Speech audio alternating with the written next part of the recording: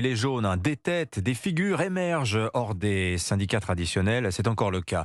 Avec cette crise agricole, Europe 1 est allé à la rencontre de Jérôme Bail, éleveur à la pointe de la révolte en Occitanie. Et cela fait une semaine qu'il tient une portion de l'autoroute A64 près de Toulouse avec ses collègues paysans. L'initiative vient de lui. À 42 ans, il est devenu leader du mouvement malgré lui. Reportage Caroline Baudry. On reconnaît Jérôme Bail à sa casquette qu'il ne quitte jamais. Ce colosse barbu connaît mieux que personne le malaise agricole. Son père s'est suicidé sur l'exploitation familiale. Sa mère touche 217 € de retraite par mois. Aujourd'hui, l'ancien rugbyman ne tire aucun revenu de ses 160 hectares et 90 vaches limousines. Alors quand la FDSEA a voulu mettre un terme aux manifs, son sang n'a fait qu'un tour. Moi, je crèverais la tête haute. Il faut le dire aux gens qu'en France, aujourd'hui, 2 agriculteurs par jour presque se suicident par an.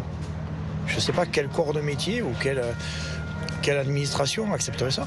Moi, j'ai demandé aux gens ici d'ouvrir leur ferme.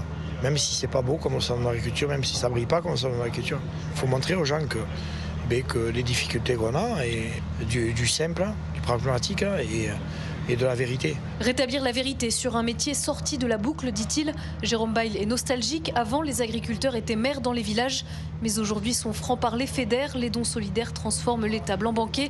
Une lutte, une histoire qu'il racontera peut-être dans un livre, dit-il, en hommage à son père. Carbone, Caroline Baudry, Europe 1. Et on retrouvera Caroline Baudry à la source de cette colère agricole dans cette Occitanie volcanique, décidément, tout à l'heure aux alentours de 7h40.